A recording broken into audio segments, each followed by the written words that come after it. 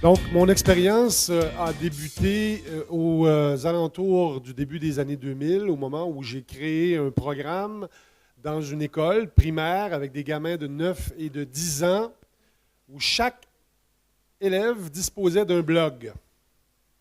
Chaque élève, à chaque jour, pouvait disposer donc d'un site web de format blog.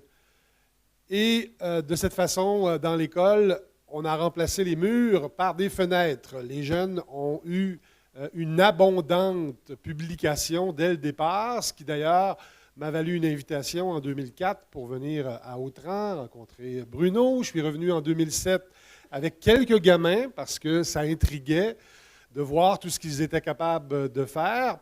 Parallèlement, pour avoir une petite longueur d'avance, je me suis moi-même ouvert un blog en 2002, Mario To The Go. Je blogue depuis ce temps-là. Donc, à Québec, on dit que je suis un dino-blogueur, un vieux blogueur.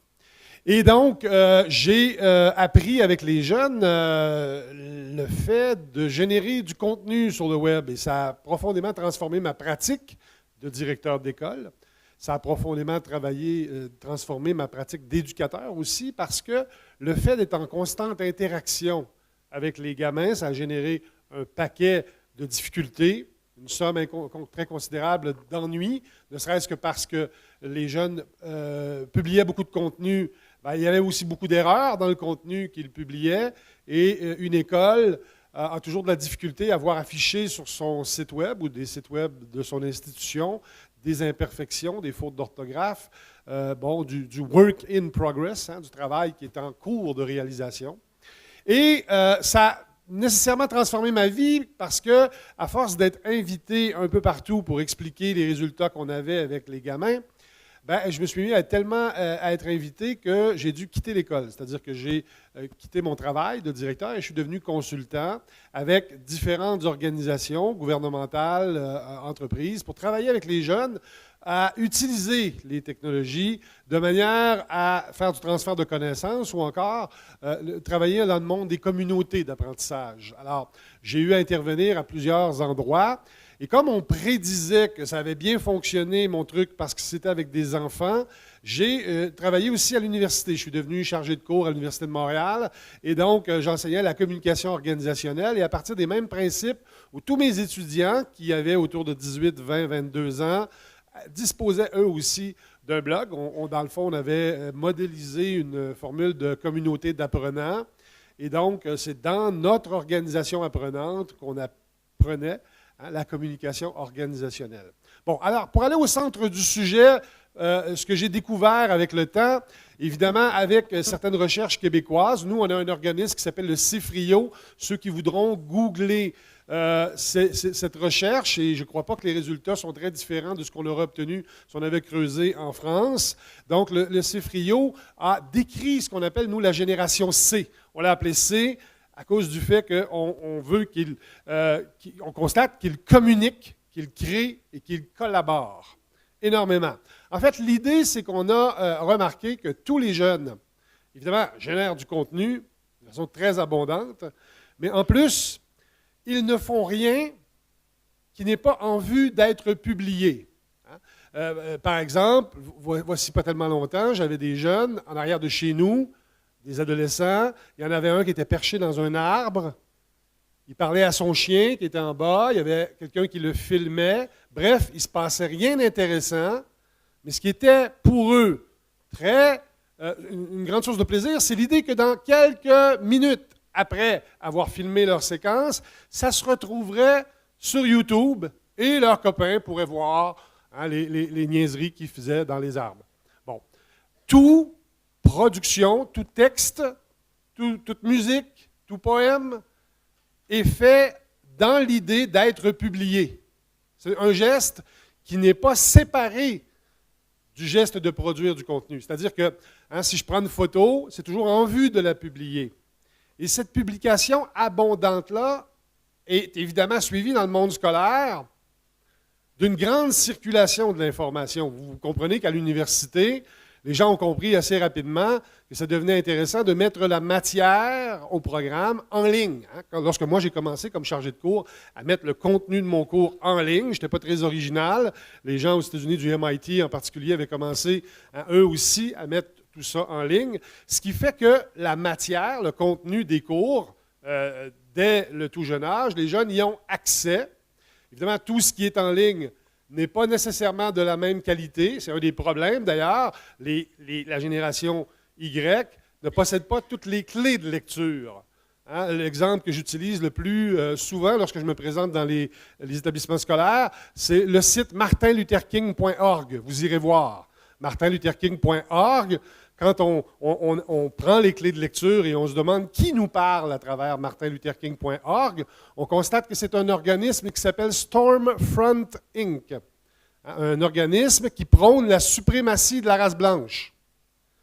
Comment un organisme qui prône la suprématie de la race blanche peut avoir un traitement équitable d'un site martinlutherking.org? C'est eux qui possèdent le nom de domaine. Alors les jeunes, avant de leur révéler qui parle, ils analysent le site avec leur grille de lecture et souvent, ils ont un préjugé favorable envers le site. Mais lorsqu'ils savent qui parle à travers, là, leur perspective change. Et comme on a compris que la génération Y a harnaché leur apprentissage sur Internet dans le foyer familial, la recherche nous a démontré que ce n'est pas à l'école que ça se passe chez eux et principalement dans la chambre à coucher. Un grand pourcentage des adolescents découvrent Internet chez eux, dans le confort de leur foyer, dans la chambre à coucher. Les parents les pensent en sécurité dans leur chambre alors qu'ils sont sur l'autoroute de l'information. Et ça roule sur l'autoroute de l'information. Alors, les clés de lecture, les pièges, autant que les opportunités, les jeunes les découvrent entre pairs.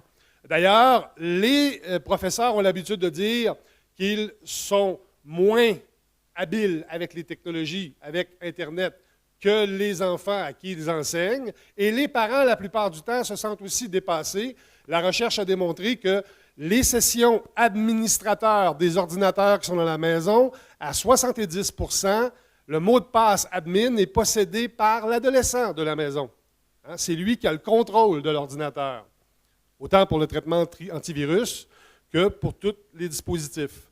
Alors, c'est évidemment donc les jeunes qui modélisent les comportements, et ces jeunes-là ont aujourd'hui accès au marché du travail. Les jeunes sont hyper connectés. Oui, on a un terme qui est probablement le même en France, on appelle la mobiquité, la contraction de mobilité et de ubiquité, mobiquité, qui fait que les jeunes sont habitués de se connecter en tout lieu, en tout temps, avec évidemment le concept des Bring Your Own Device, avec leur propre dispositif.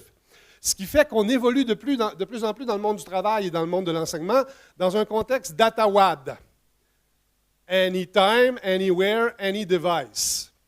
Et l'idée que les jeunes sont hyper connectés de cette façon-là, de manière très mobile, ça veut dire qu'ils ont, comme Michel Serres le décrit assez bien, moins besoin de mémoriser toute une série d'informations pour pouvoir se retrouver, parce qu'ils sont toujours capables, ils sentent qu'ils sont toujours capables de retrouver le chemin de ce qu'ils cherchent. Ils ont tendance à moins être motivés à se souvenir, à mémoriser. Un peu comme lorsque Gutenberg est arrivé avec l'imprimerie, la tradition orale, on devait tout apprendre pour pouvoir se le transférer. À partir du moment où c'est devenu dans un objet livre, on avait moins besoin de se souvenir. L'arrivée d'Internet massif, déployé depuis 1995, large public, a condamné les gens à être plus intelligents, mais à moins peut-être vouloir mémoriser l'information. Et c'est donc principalement le levier qui a transformé tranquillement la pédagogie, parce que lorsque les gamins sont assis 5 heures de temps dans une journée à écouter parler des adultes, ça ne passe pas. Ils ne voient pas la motivation à écouter quelqu'un parler. Alors, on a dû aller dans les écoles, commencer tranquillement à aller dans l'agir, faire avec les jeunes. Bon, je ne vous enterrerai pas de principes pédagogiques, mais vous avez probablement entendu parler de la flip classroom. Moi, j'appelle ça la dynamique de classe inversée. Certains appellent ça la pédagogie inversée. L'idée qu'on peut maintenant s'approprier la théorie de ce qui est au programme avant la séance en classe synchrone en présence du prof et des étudiants. La théorie est vue avant par des dispositifs comme Khan Academy ou des vidéos par YouTube ou des podcasts ou de toutes sortes de manières. Le contenu est mis en ligne avant la séance de cours et on se sert de la séance de cours pour intégrer la matière vue. Alors, c'est des principes qui maintenant commencent doucement à envahir la classe par effet d'osmose, par effet d'entraînement. On voit bien que les jeunes sont beaucoup plus actifs de cette façon-là. Et ça a, et je terminerai avec ça, ça a amené aussi l'explosion dans les universités du concept des MOOC, M-O-O-C, Massive Open Online Course, où cette panoplie de contenu mis en ligne dans les universités a pu non seulement être ouverte à tous, même à ceux qui ne sont pas inscrits à l'université. Cet après-midi, alors je m'arrêterai là. Bon, alors je m'arrêterai ici. Je terminerai donc en vous disant que ce qui est plaisant avec la génération Y, c'est cette idée donc de faire et d'aussi collaborer à l'intérieur de la transmission de la connaissance. Avec mes étudiants, ce qui était fascinant à l'université, c'est qu'ils devenaient co-responsables aussi de leurs apprentissages. Et donc, mon contenu de professeur mis en ligne pour eux, il y avait la chance aussi de l'améliorer. Ils devenaient donc coproducteurs de contenu. Ils amélioraient le contenu et on devenait en interaction constante de par tous les dispositifs qui sont utilisés, le blog, wiki, des dispositifs de partage. Oui, ils travaillent mieux en équipe parce que justement, ils sont en constante interaction. Et moi, je pense que c'est une des tendances lourdes qu'on va devoir, dans la pédagogie, imprimer, l'interaction. Le rapport, la transaction entre les professeurs et les étudiants à nos rapports relationnels vont être fortement motivés, influencés par tout ce désir, ce besoin qu'ont les jeunes d'interagir. J'arrête là-dessus.